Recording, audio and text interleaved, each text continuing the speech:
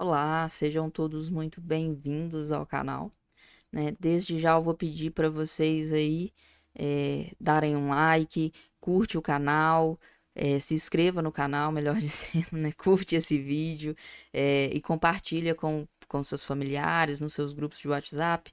Vamos ajudar a gente a crescer por aqui. Desde já, né, como é um tema, eu deixei uma chamada bem provocativa aí, né? Então eu já vou falar sobre o tema, que é para vocês entenderem como vai funcionar essa aula, né? E os fatores que me levaram a trazer essa aula para o canal, né? Eu vou pontuar aqui, né? Por que que eu resolvi trazer essa aula para o canal e vou aproveitar também para mandar esse vídeo, porque eu sou kardecista, né? Eu professo minha religião através do kardecismo. Então, minha fé, desculpa, eu professo minha fé através do kardecismo. Então, eu tenho outro canal, né, que fala somente que eu faço vídeos sobre estudos, né, da doutrina espírita, porém, não sei dizer o que aconteceu, eu perdi todos os meus vídeos. E tendo que esse vídeo também vai falar do kardecismo, eu vou aproveitar, né? Vou aproveitar essa aula e também vou mandar lá para o outro canal. Então, caso você tenha interesse em me seguir por lá também, né? Vai ser um recomeçar, né? Digamos assim, porque eu vou ter que começar tudo do zero. Eu tinha uma quantidade razoável de vídeos e eu perdi tudo. Então, vamos começar do zero, né? Bom que agora também eu já sei mais ou menos o caminho das pedras, né? Então, não vou me perder tanto. Então, eu vou deixar o link do outro canal também aqui nas. Aqui embaixo, aqui em algum lugar aí embaixo, você procura caso, né, queira me acompanhar por lá também.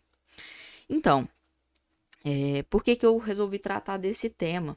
E é por dois pontos que eu vou falar aqui para vocês, que eu já vou deixar aqui na introdução, porque essas questões vão ser respondidas, né, ao longo dessa aula.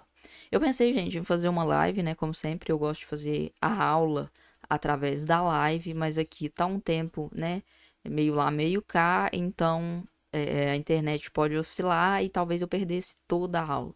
Então eu preferi gravá-la. Provavelmente eu vou soltar no dia de hoje mesmo, que seria no sábado à noite. Vamos ver se o vídeo carrega todo, eu acredito que vai carregar.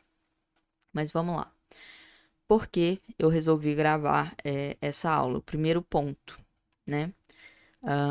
Eu acompanhei por pouco tempo até uma moça no Instagram que ela, né, ela falava muitos idiomas, era por isso que ela apareceu lá pra mim e tal.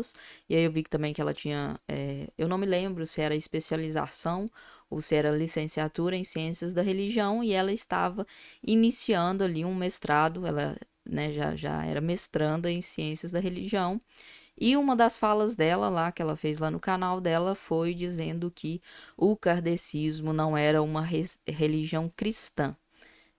E ela disse que essa fala não era dela, era das ciências da religião, né? E aí é que complicou, por isso que eu trouxe esse quesito aqui pra gente trabalhar.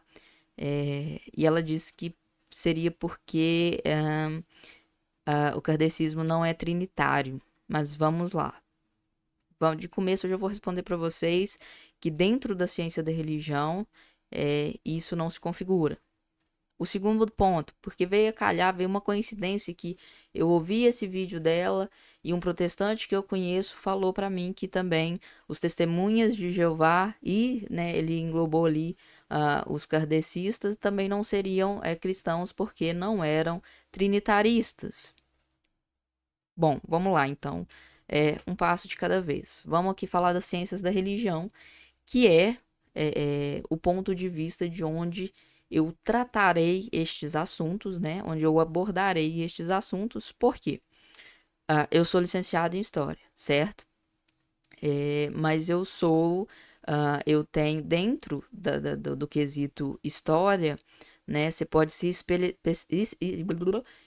especializar em várias áreas. Ok? Você tem os medievalistas, os especialistas em Segunda Guerra, em Primeira Guerra, enfim, por aí vai.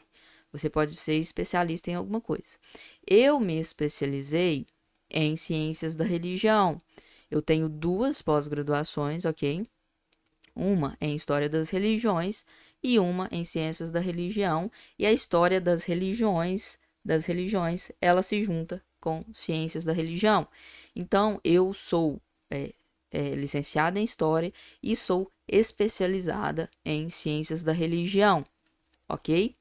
Então, é desse viés que eu vou abordar este assunto. Eu preciso que vocês entendam isso, porque eu citei, né, no início do vídeo que eu sou kardecista e que eu tenho um canal voltado para o estudo do espiritismo, mas eu não vou abordar estas questões do ponto de vista lenice espírita. Não. Eu irei abordar essas questões do ponto de vista lenice, especialista em ciências da religião. E eu sendo especialista em ciências da religião não significa que eu seja cientista da religião. Eu vou explicar o porquê para vocês aqui, para ficar mais fácil. Isso aqui é para vocês entenderem como vai caminhar a aula, ok? Porque que acontece? Quando você faz uma pós-graduação, lato sensu hoje no Brasil, você tem em alguns cursos a opção de você entregar, fazer um TCC ou não fazer. O TCC é uma pesquisa, né, que você vai de alguma forma publicá-la ou só entregar, né, à faculdade posteriormente. E eu optei por não fazer o TCC, mas eu estou reavaliando essa possibilidade para o futuro, não sei de que forma que eu vou fazer isso, talvez até uma R2 em Ciências da Religião, não sei, enfim. Isso aqui é assunto para outro momento. E o que que acontece? Eu não fiz o TCC, então eu não sou cientista da religião. Eu não fiz um estudo e não publiquei, né? É importante você entender que você tem que publicar, né, o seu TCC, você tem que publicar a sua pesquisa para ser considerado um cientista da religião. Como eu nem fiz o TCC, eu optei pelo não fazer porque naquele momento esse não era o objetivo, era para eu poder prestar o concurso e ter, né, a minha especialização em ciências da religião, que era algo que eu já visava. Então, aproveitei o útil ao agradável ali. Então, eu não sou cientista da religião, porém, minha especialização é em ciências da religião e é por este viés que eu vou tratar estes dois assuntos e darei esta aula no dia de hoje, ok? Deixando isso claro, vamos lá, eu vou... Bem, eu não dei os avisos da paróquia no início, eu dei, mas sem falar que eram os avisos da paróquia. Mas, pessoal, se inscreva no canal, deixa o like aí no vídeo porque ajuda a gente demais, deixa seus comentários aí também, compartilha o vídeo nos seus grupos de WhatsApp para ajudar a gente a crescer um cadinho, né? E eu queria aqui fazer um agradecimento ao José Vitor, que ele viu algum vídeo meu aí, né, ou live, provavelmente, e mandou um pix de 5 para nós, ajuda demais a gente a fazer a caixinha de comprar livros por aqui, né? Então, obrigada, José Vitor. E vou também deixar aqui, junto com o link do outro canal, eu vou deixar meu Pix, caso você ache, né, que o nosso conteúdo é relevante de alguma forma e pode te auxiliar de alguma forma e quiser mandar um Pix pra gente, tá aí à disposição. Vamos lá. Antes de... Vamos caminhar, né, para essa aula. Aqui eu quero que vocês entendam, a princípio, para a gente dar andamento, que eu não falarei dos textos bíblicos, tá? Não falarei dos textos bíblicos, nem os que sustentam, nem os que não sustentam, né, a ideia, o dogma da Trindade, ok? Como eu disse, como eu expliquei, a minha formação ela é em ciências da religião. Quando a gente pode até trazer, sim, no futuro, né? A gente pode falar dessas questões, né, que sustentam a Trindade, né, as partes dos textos bíblicos que sustentam e que não sustentam o dogma da Trindade, mas para esse vídeo não vai ser disso que eu vou tratar, e isso também é algo que ficaria ali no campo teológico, né? Então, se aqui estiver assistindo algum teólogo e queira trazer este ponto de vista, é só me mandar uma mensagem aí, a gente já troca ideia e providencia isso, ok? Mas no momento eu não vou tratar, porque eu posso me equivocar em algum ponto, tá? Eu posso deixar algum texto de fora, alguma interpretação de fora. Conheço, né, uma boa parte deles, não posso dizer que conheço todos, conheço, maioria deles ali, mas posso me equivocar, então isso é uma coisa mais da área da teologia e não das ciências da religião. Vamos lá. Então vamos entender aqui o objetivo da ciência, né? Hoje em dia, né? Antes se tratava a ciência mais o como, em vez de o que. Vou explicar isso para vocês. É importante a gente estabelecer, né? Essa distinção porque ela é fundamental. Ela é uma distinção fundamental entre as abordagens, que é a abordagem filosófica metafísica e a abordagem científica moderna. Vou deixar aqui para vocês entenderem um exemplo um pouco chulo, mas que faz todo sentido e eu acho que fica fácil para a galera entender. Porque quando você inicia um assunto, é importante que você e a outra pessoa ou as outras pessoas elas estejam entendendo, né, do que se trata o assunto. Porque às vezes você inicia ali uma conversa onde você ou o seu amigo ou seus amigos estão falando sobre manga, né? Mas você está argumentando sobre a manga fruta e os seus amigos estão argumentando sobre a manga blusa. Então você vai, desde já você vai saber que isso será um diálogo, né, insustentável e que também não renderá frutos algum, porque vocês estão falando de coisas distintas. Por isso é interessante, não, é importante que a gente entenda de qual assunto exatamente estamos tratando. A pergunta ela é pela essência, né? Vamos falar da ciência pela essência. A ciência ela não busca mais saber o que as coisas são, né? Em sua alma ou essência. Exemplo, o que é a vida? A pergunta, né? O que é a vida? Né? Isso é deixado hoje em dia para o campo filosófico, para a filosofia, né? Para os filósofos tratarem dessa questão. Então, qual seria essa abordagem funcional, operacional ali da ciência? A ciência moderna, ela foca em como as coisas funcionam, né? De exemplo aqui, a gente pega a biologia. A biologia, ela estuda os processos vitais para intervir neles. A ciência da religião, ela estuda como os fenômenos religiosos operam na sociedade. E isso é uma influência que vem até do campo capitalista, do capitalismo. Por quê? A ciência da religião ela busca pelo funcionamento, né? Que é uma herança de um mundo prático, de um mundo liberal, onde entender o mecanismo é mais útil do que contemplar a essência. Né? Por isso que essa questão da essência ficou para a filosofia e para as ciências da religião. A gente quer entender, onde a gente quer entender o mecanismo, né? De como funciona, né? O funcionamento disso na prática. E para um cientista, nenhuma definição da religião é absoluta ou final. Por exemplo, vou dar um exemplo aqui para vocês. Deixa eu mudar aqui para eu entender. Eu tenho aqui esse dicionário que eu mostrei nos 5 livros, né? Que construíram aqui, que constroem, né? Que dão suporte aqui para minha biblioteca. Esse aqui é o dicionário de conceitos históricos. E é importante que tenhamos, tá? Dicionários.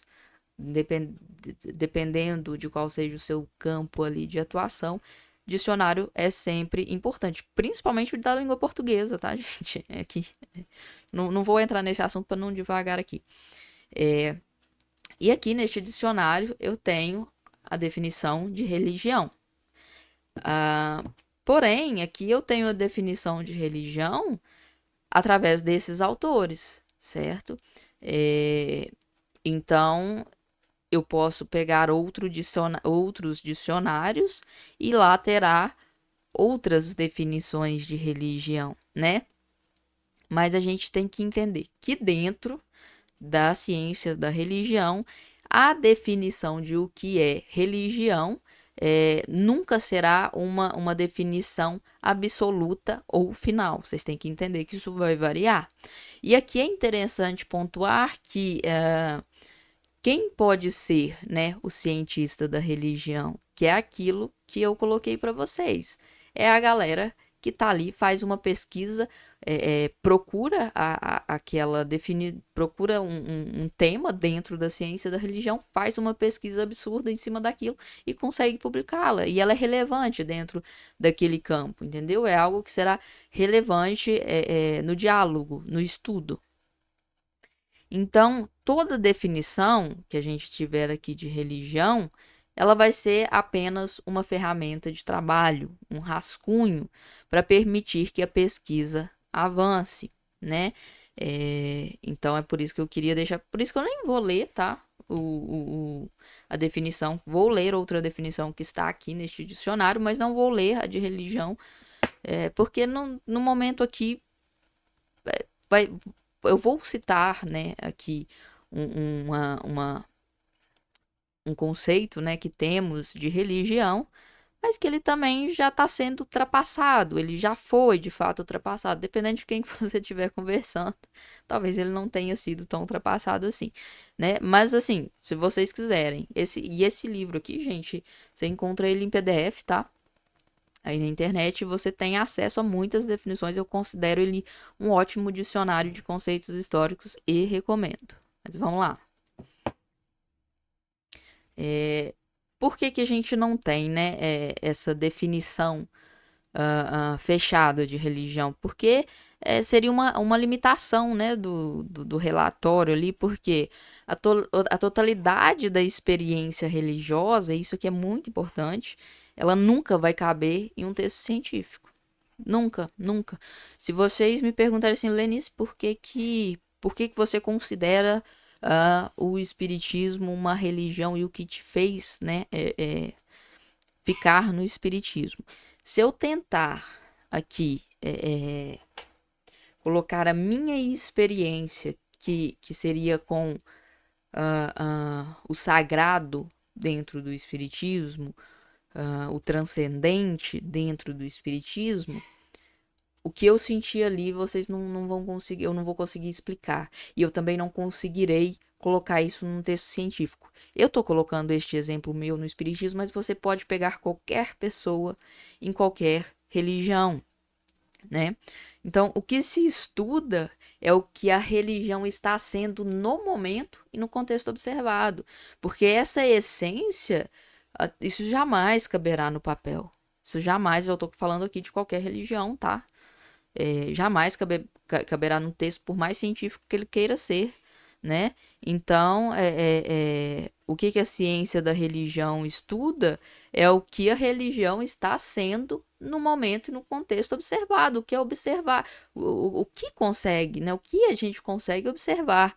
Mas agora, a sua relação com o transcendente, a sua relação com o sagrado, que é uma coisa que já iria ali para o lado que teria que ser explicado de forma filosófica, porém, ainda assim, não ficaria uma coisa limitada, seja no texto científico, seja no texto filosófico, seria algo extremamente limitado, né? E não abarcaria a totalidade daquela experiência religiosa, entende? Por isso que a definição, às vezes, de religião elas são várias e elas são também, de alguma forma, muito limitadas por essa questão, porque você não consegue abarcar ali, né, a experiência da pessoa, né, com a religião dela, né, com o transcendente, com o sagrado, né?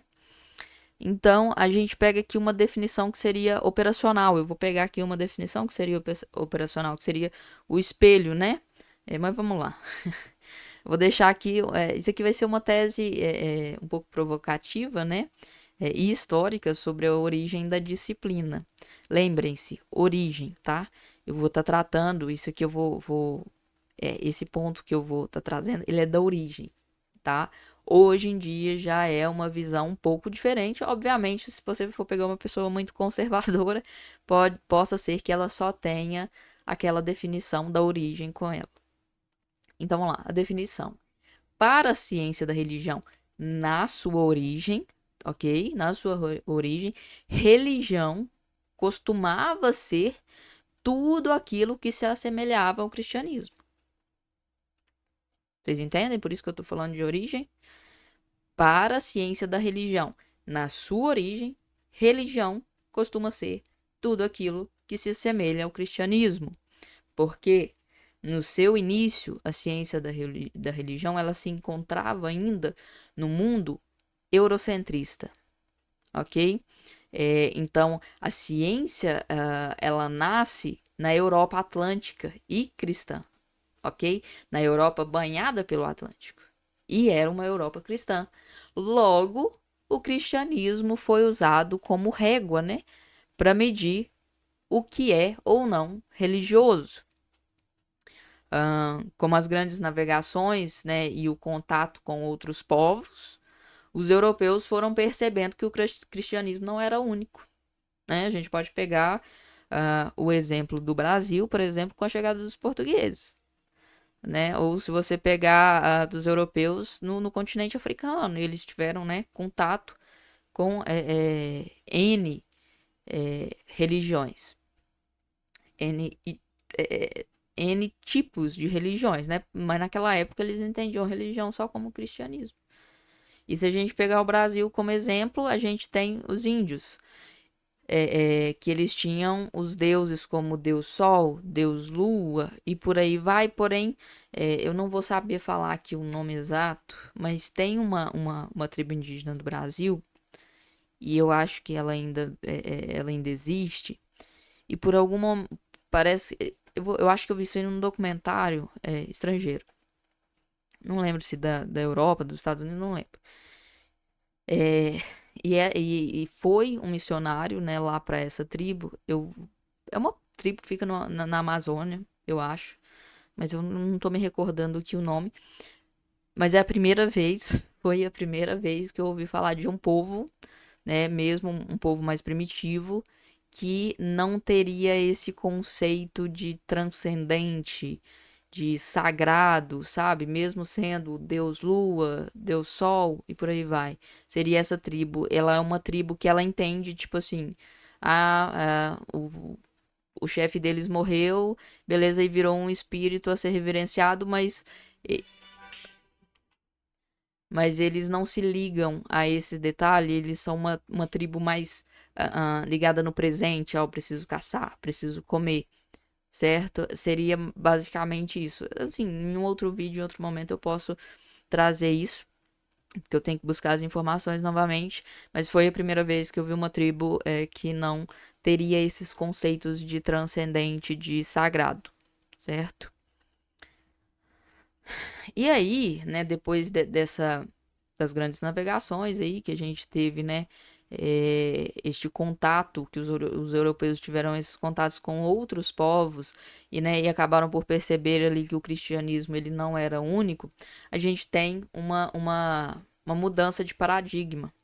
Eu acho que eu não vou saber falar aqui, eu devia ter ouvido aqui no Google Tradutor o sobrenome, né, do moço aqui. O primeiro nome eu sei que é Frederic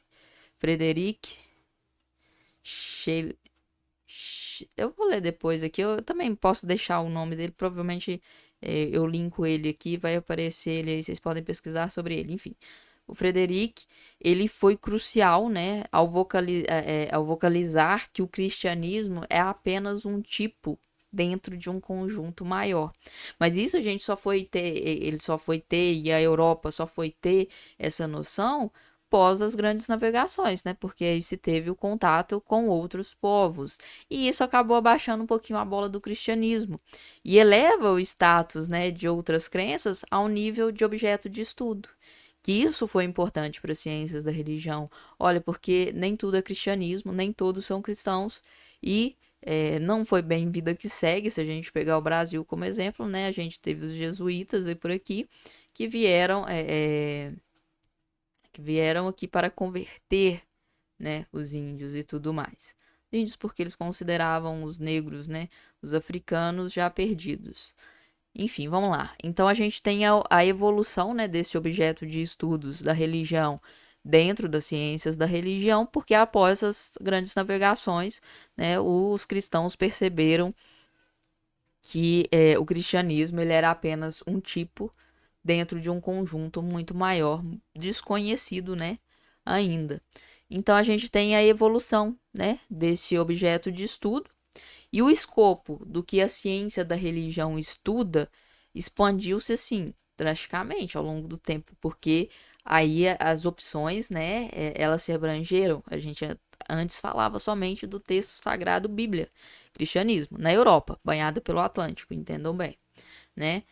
E eram consideradas ainda naquela época as chamadas assim, que era religião, as religiões de livro, né? Porque no início só se estudava o que tinha texto sagrado. E que no geral era a Bíblia, né? Mas a gente também, naquele contexto, dava para entender o Alcorão e os Vedas, comparando as escrituras. Então, dentro da ciência da religião, essas comparações, né, elas ficavam ali nas comparações das religiões que tinham livros, que era basicamente a Bíblia, o Alcorão e os Vedas, né? Depois veio a incluir-se a religião sem textos escritos, que são aquelas religiões que, né, elas passavam ali por uma tradição oral, né, que eram os povos originários, se a gente pegar, né, que é os de religiões de matrizes africanas. E a gente tem as religiões seculares, ou como eram chamadas, semi-religiões, né? Hoje a ciência, ela analisa, eram chamadas não, né? Ainda é chamada. Hoje a ciência, ela analisa esses movimentos políticos ou filosóficos que se comportam, né? Como religião. Alguns estudiosos dentro da ciência da religião, eles vão estudar o marxismo, por exemplo, o liberalismo, o humanismo, né? Devido aos seus ritos e dogmas ou senso de comunidade. Mas, nesse caso, pelo senso de comunidade, né? Porque não se tem muitos ritos. Apesar do pessoal criar umas coisinhas bem aleatórias, enfim. Então, a gente tem nesse campo uma questão também que é interessante, por isso que eu disse lá no início do vídeo, que eu estaria tratando este vídeo com o meu olhar dentro da minha especialização, que é ciências da religião, e não como espírita kardecista, né? Porque é vital separar a visão do fiel da visão do cientista. Você pode ser católico e cientista da religião. Você pode ser protestante e cientista da religião. Mas você tem que saber analisar, né, de ambos os pontos, né? Dentro da religião, dentro da ciência da religião, você não pode permitir que a sua fé interfira na sua análise, ok? No seu estudo. Para o fiel, a gente pode dizer Jesus não é religião. Eles dizem, né? Jesus não é religião, é vida. Ou o que eu faço no terreiro não é religião, é tradição. O cientista, já, né, para o cientista, se o fenômeno apresenta traços, ritos e comportamentos que se assemelham ao sistema que convencionamos chamar de religioso, ele será estudado como tal, independentemente da denominação dada pelo fiel. Por isso, a gente vai. Vou andar aqui, eu ainda vou chegar nessa resposta com mais clareza, né? Mas eu preciso que vocês entendam isso, né? Que para o cientista, se o fenômeno ele apresenta traços, ritos e comportamentos, né? E esses comportamentos, esses traços, esses ritos se assemelham ao sistema que a gente convenciona chamar religioso, ele será estudado como religião. Ponto. Ok? Independentemente de qual religião o fiel professe. Se eu estou estudando dentro de ciência da religião, e sei lá, se tem alguma coisa que eu não considere religião, mas a ciência da religião considera religião, então eu tenho que estudá-lo como tal religião, né? Então, a resposta, para ficar mais clara, né? Para mestranda lá do Instagram, é a seguinte. Essa é uma questão, né, que toca o nervo da classificação fenomenológica, se a gente assim for dizer, dentro da ciência da religião. E a resposta curta é não necessariamente, né? Não necessariamente, mas depende de qual critério de cristianismo você está usando. No caso, ela usou da Trindade, né? Só que veio a calhar lá com a fala do protestante, numa conversa comigo, né? E nas ciências da religião, o foco não é definir quem vai para o céu ou quem tá certo, assim, né, também se a gente for pegar a fala do protestante, mas a gente aqui é claro e nítido que ele estava falando do ponto de vista religioso dele. Ela estava falando do ponto de vista de ciência da religião e ela estava equivocada, né? Mas por que para a ciência da religião o foco não é definir quem vai para o céu ou quem tá certo? Porque isso é um papel da teologia, gente. Isso aí é coisa de teólogo. Cientista da religião analisa a religião, né? É, A ciência da religião, ela observa como os grupos se autodefinem e se organizam historicamente. É isso, né? E antes da gente entrar nos critérios ecumênicos, eu vou trazer para vocês aqui a definição do cristianismo do dicionário, ok? Peraí. Ok, eu não vou ler todo, tá? Porque essas definições, elas costumam ocupar algumas páginas, e aqui ela ocupa umas 2 ou 3 páginas, 4, não sei. É bem mais que isso. Mas enfim, vamos lá. Cristianismo, né? Definição deste dicionário. Você pode pegar outros dicionários e talvez o conceito seja diferente, né? Cristianismo é uma religião monoteísta que apresenta numerosas ramificações, entendam isso, numerosas ramificações surgidas das diversas misturas culturais realizadas durante seus 2000 anos de história. Beleza, né? E além disso, uma das maiores religiões do mundo contemporâneo. Isso aqui não é importante, mas vamos lá. É preciso lembrar, isso aqui eu já tô pulando uma parte, tá? Tananã, põe 3 pontinhos aí, 3 pontinhos de novo, vamos de novo. É preciso lembrar, porém, que Cristo não elaborou claramente uma doutrina teológica propriamente dita, o que só foi realizado posteriormente pelos primeiros cristãos a organizarem a sua igreja. A palavra cristão foi usada pela primeira vez em Antioquia, né, cidade síria, que era então um dos mais importantes núcleos urbanos do Império Romano. O termo equivalia a povo de Cristo, né? Por essa mesma época e na mesma cidade surgiu outra expressão por muito tempo fortemente vinculada ao povo de Cristo, católicos. Esse termo foi utilizado pela primeira vez para se referir à igreja como um todo.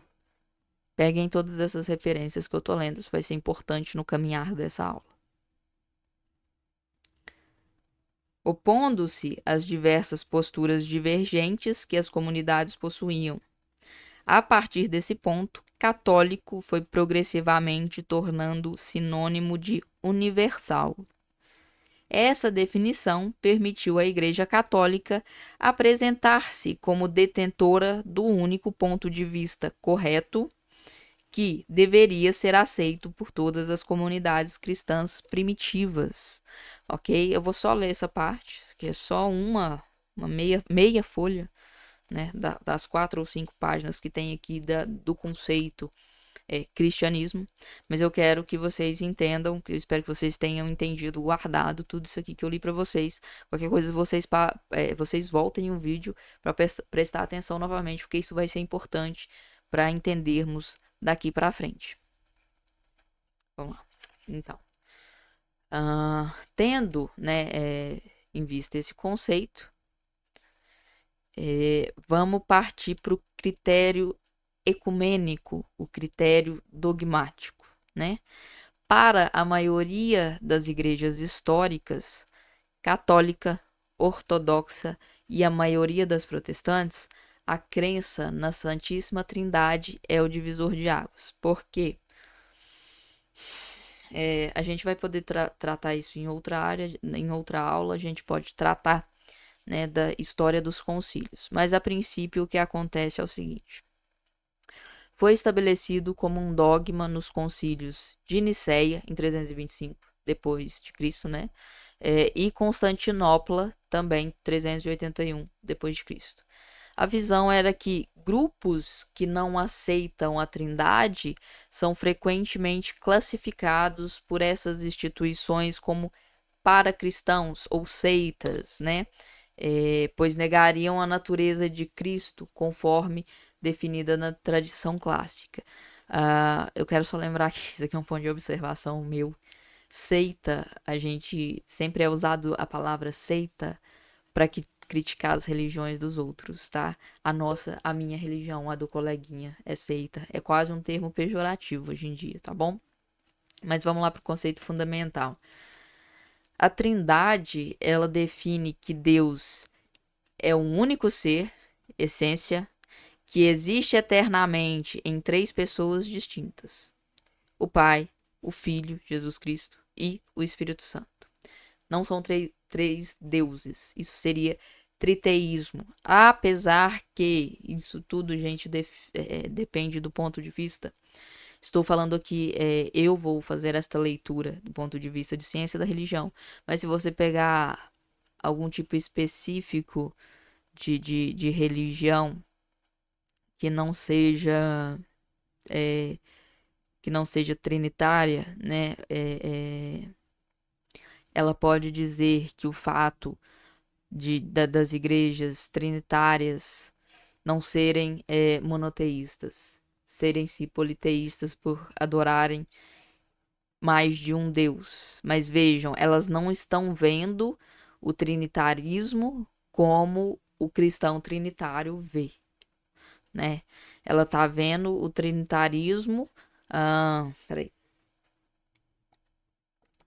Ela está vendo o trinitarismo como três, enquanto o cristão trinitário vê os três, porém os três são um. Entendeu? É por isso que às vezes ocorrem umas ofensas por causa dessa questão. Vamos lá então. Não são três também máscaras, né, de um mesmo personagem. Isso seria aquilo que chamamos modismo. A ideia de que Deus ora age como pai, ora age como filho, né? São consubstanciais. O termo grego técnico é homousios, que significa da mesma substância, certo? Então, a construção histórica, né, o caminho até esse dogma, se deu a partir da questão trindade, né? A palavra trindade, ela não aparece na Bíblia, né? O dogma, ele foi formulado para resolver umas questões ali, umas disputas intelectuais ali no Império Romano, assim como outras, né, questões também. Porque no século IV, a gente teve um padre chamado Ário, que dizia que Jesus era a criatura mais elevada de Deus, mas não era o próprio Deus. Isso gerou ali um caos teológico enorme, né, à época. E aí foi levado para o Concílio de Nicéia, em 325, e o imperador Constantino, ele convocou uns bispos para poder resolver a briga ali, e o resultado foi a afirmação de que Jesus é, abre aspas, Deus de Deus, luz de luz, gerado e não criado. Posteriormente, a gente tem o Concílio de Constantinopla, em 381, e o dogma foi finalizado a incluir o Espírito Santo como divindade adorável junto com o Pai e o Filho. A teologia clássica, e especialmente a teologia com Santo Agostinho, de Santo Agostinho, explica a Trindade através das relações de origem. Vamos lá. Primeiro, o Pai, ele é o princípio e não procede de ninguém. O Filho é gerado eternamente pelo Pai, como um pensamento nasce da mente, né? E o Espírito Santo procede do amor entre o Pai e o Filho, como sopro ou um vínculo de união, né? Nessa analogia de Agostinho, ele comparava a Trindade à mente humana. Temos memória, inteligência e vontade.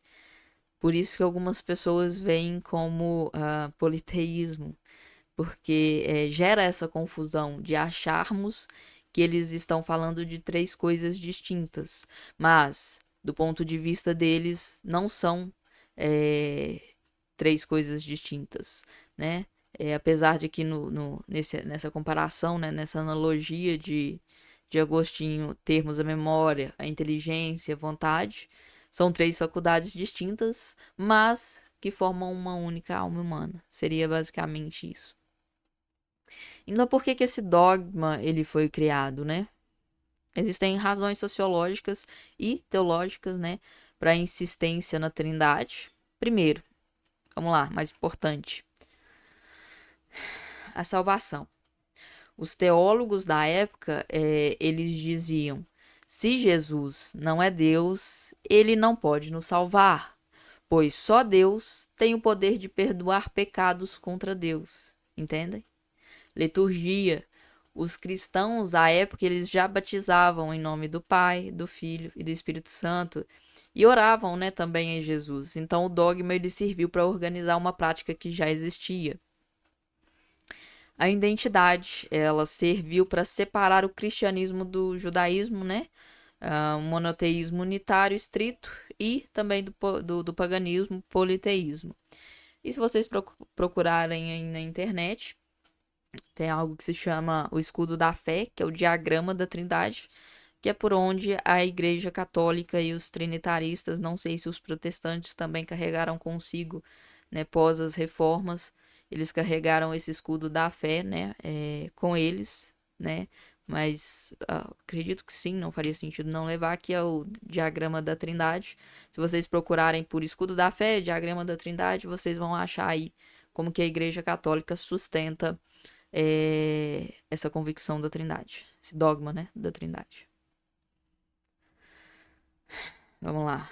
O critério, né, das ciências da religião, que seria um critério fenomenológico, né? Por quê? Para um cientista da religião, o critério ele é mais amplo e ele se baseia na centralidade de Jesus Cristo, que a gente vai voltar lá naquela menina, na fala da menina do Instagram lá. Se um grupo religioso, primeiro, para as ciências da religião, tá? Aqui a gente está tratando do fenomenológico.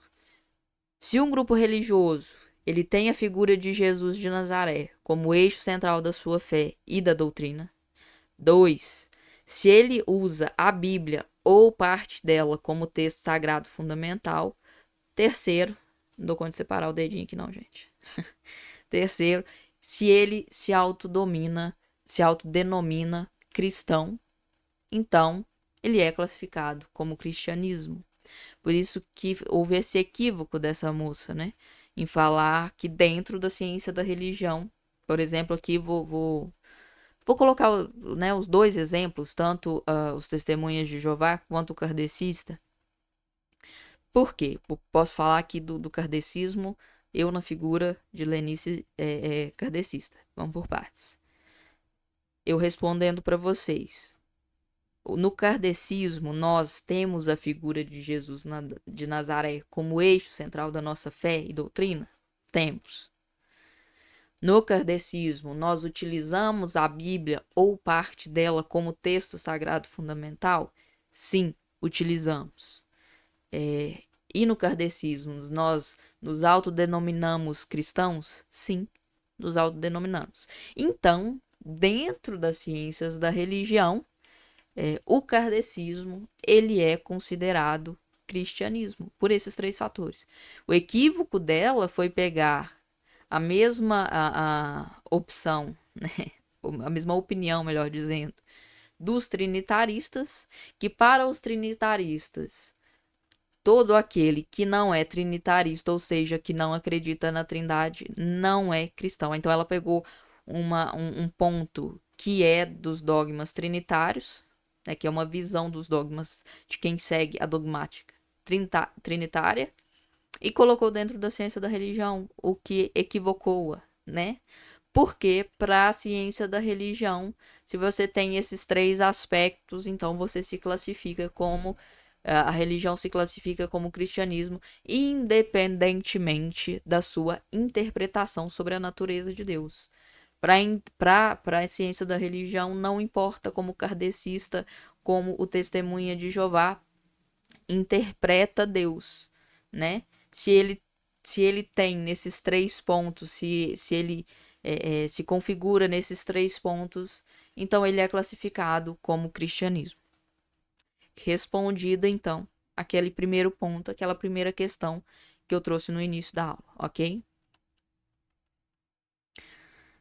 E também, né, eu acho que já já respondido também a questão, o ponto lá, né, do, do protestante trinitário que falou para mim que o kardecismo, assim como os testemunhas de Jeová, não eram cristãos, porque ele está vendo do ponto de vista da religião dele, e a religião dele é, ela baseia-se o cristianismo no escudo da fé ali na Trindade, no dogma da Trindade. Então, para ele, tudo, qualquer tipo de dogma religioso, qualquer religião que se diga cristã e não crê no trinitarismo, ela não é uma religião cristã. Viu como os dois pontos se ligaram? A moça do Instagram, ela pegou a mesma visão de uma pessoa de uma religião trinitária, não, que tem o dogma trinitário, e colocou dentro da ciência da religião. O que esteve aí, o equívoco, né? Ela cometeu um equívoco absurdo, infelizmente, né? Porque a ciência da religião não vê assim. Agora, se ela estivesse falando do ponto de vista que o protestante trinitário falou para mim, estaria correto, porque do ponto de vista dele, né, se o kardecismo, dando exemplo, né, o kardecismo e os testemunhas de Jeová não são trinitários, eles não são cristãos, visto do ponto de vista dele, um protestante trinitário, né? Eu vou dar outros, né? Vou dar aqui, além do que eu falei aqui do kardecismo e dos testemunhos de Jeová, mas eu vou dar agora aqui alguns exemplos de cristianismo não trinitário. Tem mais, né? Existem, né, grupos significativos, né, que se identificam como cristãos, mas que rejeitam o dogma da Trindade. Frequentemente esses grupos eles são chamados ou de unitaristas ou restauracionistas, e o kardecismo ele se encaixaria ali no unitarista, mas esse termo seria ali para ciências da religião, porque o kardecismo não se apega especificamente a esse detalhe, né? Mas eu já falei dos testemunhas de Jeová, né? Que a visão, né, sobre a divindade deles é que eles acreditam que Jesus é filho de Deus, mas uma criatura distinta e subordinada ao Pai, né, Jeová. A gente tem a igreja de Jesus Cristo, dos santos, essa é grande, eu sempre me pego. É muito mais fácil falar Mormon, gente. Igreja de Jesus Cristo dos santos dos últimos dias. Os Mormons, né? A visão de divindade deles eles veem o Pai, o Filho e o Espírito Santo como três seres distintos e separados em propósito, não como os trinitaristas que veem como uma única substância, né? Tem os pentecostais, que eles pentecostais do nome de Jesus, que são os unicistas, né? Eles acreditam que Deus é uma única pessoa que se manifestou de três modos. Aí entraria o modismo, né? E não três pessoas distintas. E aí tem o espiritismo que eu já falei para vocês, né? E por que que isso importa? Por que que isso é importante? Nas ciências da religião, forçar a trindade dentro da ciência da religião, isso tocando no ponto, né, do que a moça falou lá. Na ciência da religião, você forçar a trindade como requisito obrigatório seria você excluir movimentos, né? E esses movimentos, alguns que movimentam milhões de pessoas e que moldam, né, a cultura cristã global.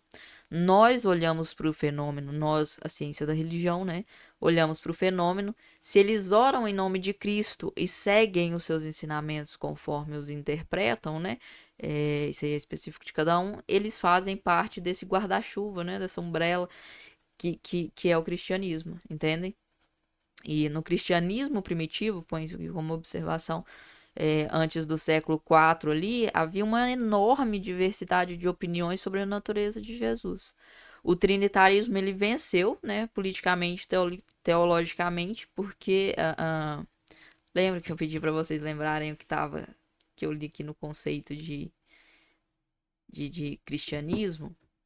Vou retomar lá rapidinho, até pro. Não tem como, né? Quando eu falo que não vai ficar longo o vídeo, isso não acontece. Que a gente, no cristianismo primitivo ali, né? O trinitarismo ele venceu politicamente, teologicamente, mas ele não era a única forma de ser cristão, né? Nos primeiros séculos. Então, por que que ele venceu? Ele venceu ali porque teve-se os concílios, né? E a gente tem ali, aqui ó, católico. Eu vou ler aqui tudo, porque senão até eu achar o ponto aqui certinho. A palavra cristão foi usada pela primeira vez em Antioquia, cidade síria, que era então um dos mais importantes núcleos urbanos do Império Romano. O termo cristão, né, equivalia a povo de Cristo. Por essa mesma época e na mesma cidade, surgiu outra expressão, por tempo fortemente vinculada ao povo de Cristo, católico, né? Então se vinculou o catolicismo ao cristianismo, né, naquela época.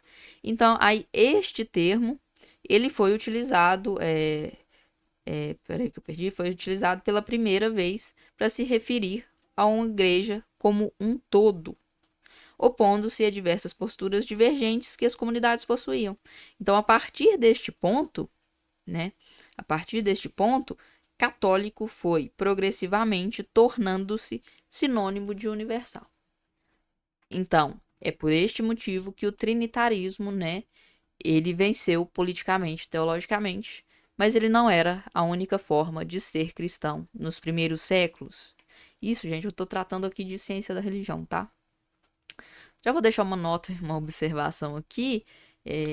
Alguém pode falar que eu não citei o concílio aqui da Calcedônia, que estava em 451 depois de Cristo. Ele é um dos marcos mais importantes. Isso aqui eu teria que trazer isso aqui na história dos concílios, né? Ele é um dos marcos mais importantes da história do pensamento cristão, mas, né, tecnicamente, porque o que acontece nesse dicionário aqui, quando ele vem falar aqui dos cristãos e mais para frente aqui ele cita os concílios, né, para falar da Trindade, ele citou errado, tá? Pessoal que citou errado porque eles citaram aqui também 3 concílios, em vez de 2 que seria, né, o de Nicéia e o de Constantinopla, que foram que trataram, tá, da Trindade, ok? E aqui ele também citou por algum motivo, provavelmente deve ter se dito, né, algo relembrando os 2 concílios e por isso eles colocaram aqui, não foi um erro, né, na verdade. Eles citaram também o Concílio de Calcedônia em 451, que seria um dos marcos mais importantes, né, da história do pensamento cristão, mas que tecnicamente o foco dele não era a Trindade como foi os 2 primeiros concílios, o de Nicéia e o de Constantinopla, né, que trataram sim da Trindade em si, mas o da Calcedônia ele tratou da cristologia, né? E para a gente entender essa diferença dentro da ciência da religião é que Nicéia, em 325, e Constantinopla, em 381, eles resolveram a questão da Trindade. Deus é 3 pessoas em uma só substância, né? E na Calcedônia, em 451, ele resolveu o problema de Jesus. Como ele pode ser Deus e homem ao mesmo tempo. Obviamente, uma coisa, né, se encaixa na outra, mas aí a gente tem uma diferença, né, que não encaixaria este concílio provavelmente foi citado, obviamente, né? Deve ter sido citado ali a questão da Trindade, até relembrando os dois anteriores concílios, mas eram coisas distintas, por isso o da Calcedônia ele não é citado como um dos concílios que tratou diretamente do problema do trinitarismo, da Trindade, e sim mais da pessoa de Jesus ali, né, no problema ali de Jesus, que como poderia Jesus ser Deus e homem ao mesmo tempo. Mas a gente pode, até em algum momento, a gente pode tratar dessa questão dos concílios, ou tratar um concílio e suas questões, né? O que o concílio tratou, enfim, isso aí a gente vai vendo ao longo do tempo. Como eu disse, eu queria que não fosse um vídeo longo, né? Mas isso não existe nesse canal, gente. Quem tá aqui nesse canal é porque tem uma paciência de Jó para aguentar referências bíblicas, né? Sempre bom. Para aguentar vídeos longos. Então, era essa aula que eu queria trazer para vocês. Deixo de indicação, né, o dicionário aqui de conceitos históricos. Vou deixar aqui linkado o canal para outro vídeo, o link do outro canal que vocês vão abrir lá, provavelmente não vai ter nenhum vídeo, porque eu vou subir esse vídeo para lá também e vou depois baixar um que já tá nesse canal e mandar para lá, e eu vou me organizar para começar a montar lá os vídeos de estudos lá, né? Vou deixar também aqui o meu Pix, se vocês acharem que esse trabalho de alguma forma está sendo relevante para vocês, não somente as aulas, né, mas o trabalho que a gente está fazendo aqui na questão do concurso, né? Vocês mandam um pixão para nós aí, como fez o José Vitor, mandou 5 para nós, já ajuda na caixinha aqui para comprar livro. Vou deixar linkado também a minha wishlist ali da Amazon, né? Caso vocês queiram presentear. Pessoal, era isso. Curtam o vídeo, compartilhem, comentem, isso ajuda demais a gente. E futuramente a gente vai tratar, né, desses outros assuntos, concílios, o que foi tratado nos concílios e por aí muitas coisas, do ponto de vista de ciência da religião. Né? Caso tenha uns, e costuma ter, e deve, e acredito que vá ter, uns comentários mais apaixonados aqui, eu não vou responder, tá? Não vou responder porque tudo que eu falei aqui, eu falei do ponto de vista das ciências da religião, da minha especialização. E tudo que eu, quando fui falar do ponto de vista kardecista, que é um ponto de vista que eu consigo colocar mais facilmente, porque é um ponto de vista pessoal meu, eu deixei isso claro, ok? Então fica aqui o meu muito obrigada a todos que estiveram por aqui. Voltem sempre.